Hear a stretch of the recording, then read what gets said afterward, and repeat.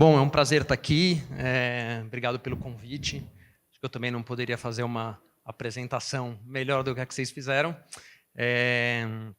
Quando eu recebi o convite para falar sobre, enfim, não exatamente sobre criatividade, mas é sempre um tema que é difícil da gente colocar em palavras, porque ele assim, é um pouco etéreo, né? Então a gente fica com aquela dificuldade de como começar. Então, basicamente, eu tenho que começar quase que pelo começo, de quando eu era, né, estudante de arquitetura. Eu fiz Mackenzie e eu lembro que eu era um estudante bem desmotivado, sofri um pouco no começo e pensava até em largar arquitetura, estava bem perdido. E parte disso, desse sentimento, foi muito por conta, acho que, da forma como a arquitetura era ensinada. Tinha muito essa coisa de arquitetura, arquitetura, arquitetura, arquitetura, modernismo, modernismo, modernismo, e aquela coisa monotemática cansava um pouco. Eu via meus amigos que entravam em direito, o pessoal que entrava em medicina, eles só falavam de processo, só falavam de... Era uma coisa muito chata.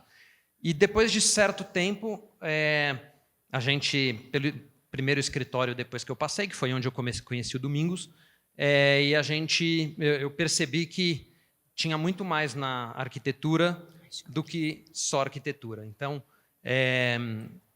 tem literatura, eu digo como referências, a gente não precisa se alimentar só disso, né?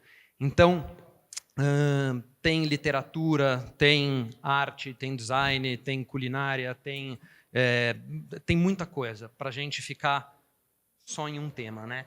E isso, assim, eu considero como um dos elementos que a gente tem, que eu divido em duas partes, né? Tem os elementos que vêm de fora para dentro e tem o que vem de dentro para fora, que às vezes são sentimentos, situações.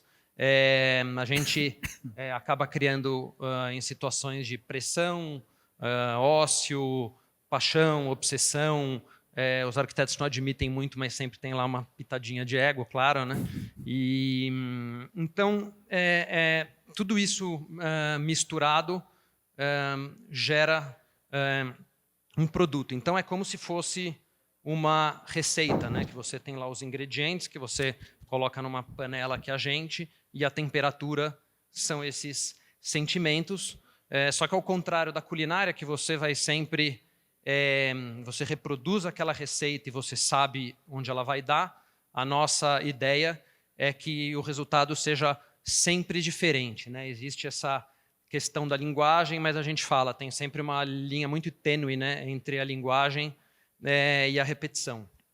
Então, seguindo esse caminho, vou mostrar um pouco de todos esses projetos que passaram por essas etapas, né, vamos dizer assim. Então, essa é uma casa recente, que foi uma reforma de uma casa dos anos 70, que é um projeto interessante por uma série de fatores, mas o que eu mais gosto aqui dessa imagem é que a gente, como tem os espaços vazios, os espaços em branco, que assim como a música, que precisa ter um pouco de silêncio, é importante a gente ter também esses espaços e só chamar atenção para alguns poucos elementos e não ficar enchendo o espaço com muita informação, que é por exemplo, esse elemento que é um bar ou teto, que ele abre como uma borboleta, né? Que tem gente que fala que parece um DeLorean quando ele abre, mas a gente chama atenção para alguns poucos elementos fortes, que eles são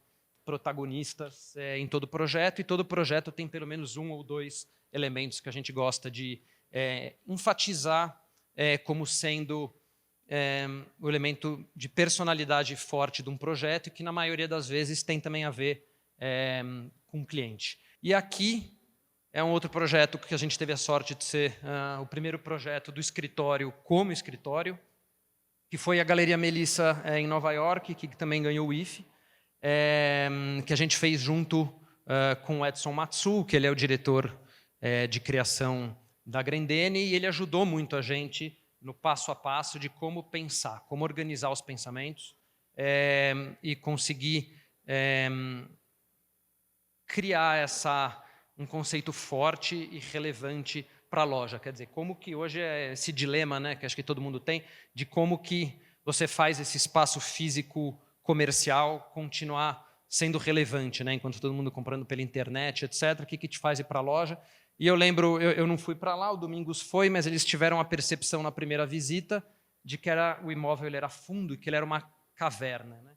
Então esse conceito ficou caverna urbana. Então eu vou mostrar como que a gente organizou e apresentou o projeto, que tem um processo criativo bem gráfico, que a gente conseguiu organizar essas ideias em palavras, imagens, e a gente foi construindo o projeto a partir dali.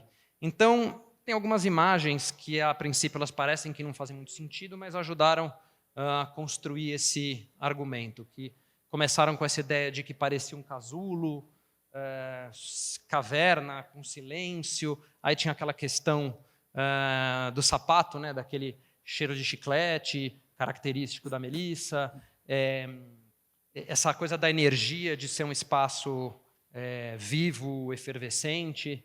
A gente estudou o processo de fabricação do sapato e como que funcionava uma extrusora de plástico. Então, a gente imaginou como que se a gente tivesse feito um enxerto, né, de plástico dentro desse móvel e como que ele iria avançando e tomando forma e preenchendo os espaços com essa bolha de plástico. E aí ele se acomodava em todas essas vigas quadradas e arredondava. Mais aquela ideia inicial da caverna urbana, que também ditou, né, como que ia ser o desenho de todos os expositores que são como se fossem estalagmites dessa caverna, né, que elas vêm do chão e servem como expositores. Então, aí são as imagens de como a gente fez essa apresentação e o que guiou o nosso processo.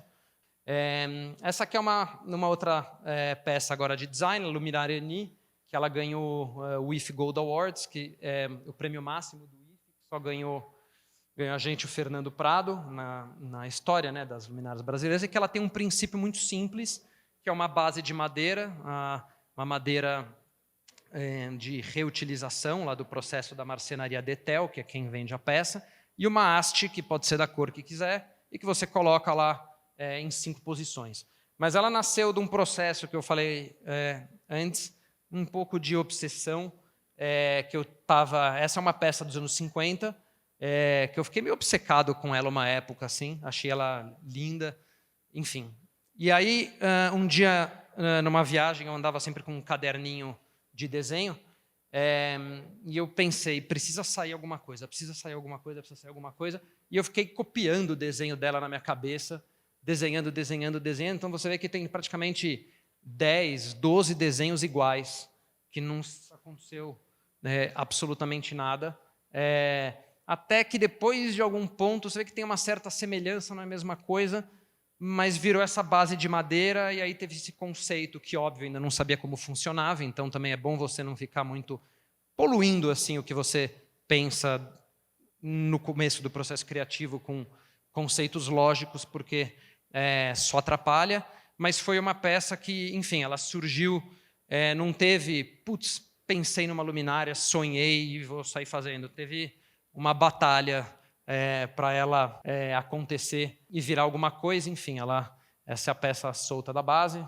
E aí eu gosto agora aqui, queria mostrar uma coleção que a gente criou há pouco tempo, que chama Albáfica, que ela veio numa visita, a gente já tinha um pouco a ideia, mas numa visita a uma marmoraria fez sentido, quando a gente viu todo esse lixo de pedra, que são pedras nobres, que são sobras, né, da construção civil. Para entender o que é esse projeto, a gente também tem um vídeo que ficou, que a gente fez para apresentar essa coleção.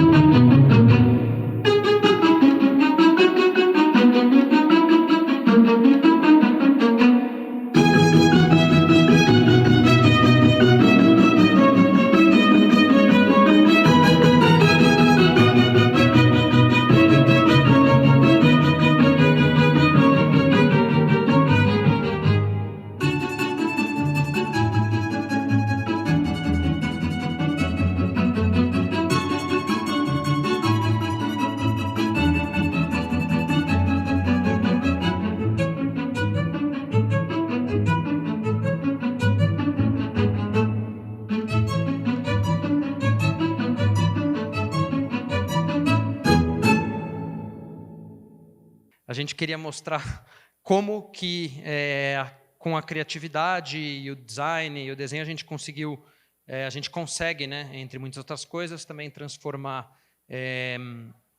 lixo num design especial. Acho que é isso. Obrigado. Em primeiro lugar, parabéns. Obrigado.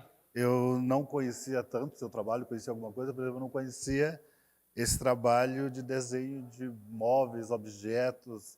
E é muito bacana quando a gente vê um arquiteto que desenha do macro ao micro. Isso, Eu não sei se isso é uma pergunta, é comentário de uma forma geral. Eu acho que a primeira coisa, a criatividade precisa de uma base técnica boa em Sim. arquitetura.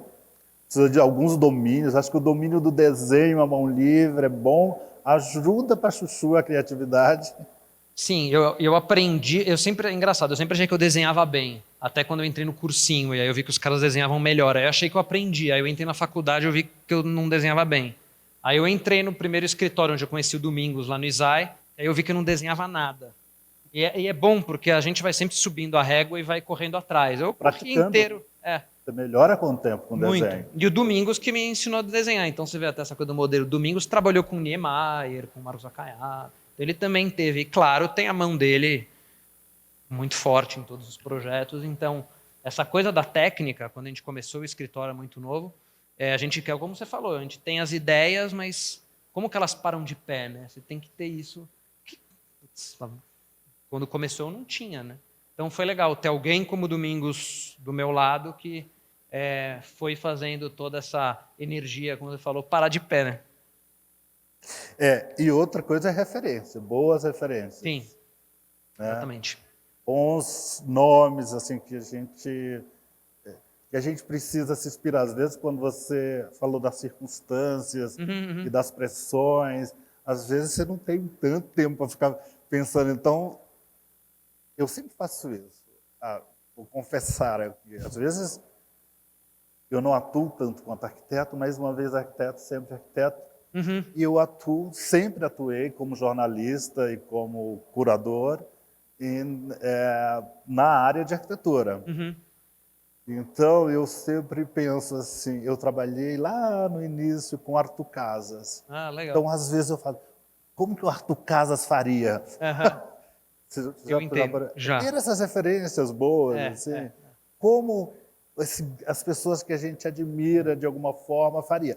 Admira e acha que pode chegar próximo. Porque tem alguns que a gente não chegaria. Sim. Por exemplo, eu não vou te falar como que o Gaudí faria, porque eu jamais faria algo parecido. É verdade. Apesar de gostar muito do Gaudí, eu jamais faria. Exatamente. Eu acho que tem ali aquelas aproximações, né? Sim. Ou, no caso de design de interiores, decoração, que eu trabalho bastante na Casa Cor, eu nunca vou dizer ou vou pensar como que o Sig Bergamin faria, porque eu jamais faria o que ele faz. Ou jamais é tão específico, é tão, né? Mas eu acho que essas referências é muito importante, né? Sim. E quem são as suas referências agora? Fale mais. Putz, de tudo, assim. Eu gosto muito do Nendo, hoje, que é um estúdio de design Minimalista japonês. Mas o cara tem uma sacada, o cara é um gênio. Assim, a gente fala o Nendo, não é o nome dele, né? Mas o cara por trás. Eu gosto muito do Nendo. Okisato. Né? Okisato. Patrício Urquiola é demais. Estilo diferente, hein? Sim, bem diferente, é bem diferente. Na arquitetura eu gosto hoje assim, muito dos portugueses e acho que os mexicanos estão despontando bastante. Parece que tem uma unidade bem forte assim, entre eles. Portugueses têm uma característica muito forte que é a simplicidade. Né? Sim, quase oriental às vezes. Quase oriental. Ou eu acabei de fazer um livro que lancei esse ano. Eu nem lancei porque não teve como lançar. Ele foi distribuído entre os arquitetos que vão fazer a Casa Cor agora. E estou distribuindo entre os arquitetos de Brasil, através dos patrocinadores e tal. Mas o livro chama A Casa Original, que o Renato, inclusive, faz parte, está nesse livro. Legal. Estou esperando a minha cópia. Ele não viu ainda o livro. Né? Ele não está na Casa Cor, então ele não viu o livro. Mas eu pego... E aí, quando eu estava pesquisando esse tema, que é o tema da Casa Cor, eu deparei muito com os arquitetos portugueses. Uhum. E é original de origem, né? E é muito interessante de origem, da casa vernacular, das primeiras habitações. E os portugueses, eles parece que eles mantêm, continuam fazendo quase que a mesma coisa. Sim, sim. E isso, depois que você solta a sua criatividade, vai lá para cima e volta, quando você volta para aquela casa original, aí você se depara com uma beleza extraordinária. Portugueses foi muito inspirador para mim nesse Legal. livro. É uma boa referência. Eu acho que é uma forma que a gente tem de se entender, né, Pedro? A referência que a gente faz, como a gente desvenda isso dos nossos projetos. E aqui entrou uma pergunta que chegou até a gente do Antônio Carlos de Paula, perguntando como outras mídias, como música e quadrinhos, afetam o seu processo criativo. Te inspira de alguma forma? Então, inspira. É difícil falar exatamente assim, de uma forma, né, matemática, como que inspira, mas é um exemplo que não é exatamente como que inspirou, mas, por exemplo, me perguntou o que é o Albáfica, que é o nome da coleção, né? A Albáfica é o Cavaleiro de Ouro da Casa de Peixes do Cavaleiro do Zodíaco. Quadrinho, pessoal, puta, sério? Cavaleiro de Ouro? É, o Cavaleiro de Ouro. Por quê? É porque a arma do cara é uma rosa e a peça é um vaso. Uma coisa muito simples, assim, mas que... não sei o que vem primeiro, se vem o nome ou a peça, mas, enfim, de alguma forma influencia. Não sei explicar exatamente como, mas sim. Uma boa maneira de dar nome às peças. Essa é a parte legal, batizar a peça. Sarkis, muito obrigado pela sua participação. Obrigado a vocês. Obrigado, foi um prazer. Incrível. Obrigada pela inspiração, né? Inspiração e poder compartilhar esse conhecimento. Sim, obrigado a vocês. Valeu. Obrigado, Pedro. Valeu. Parabéns. Até mais. Obrigado. Parabéns. Valeu. Obrigado.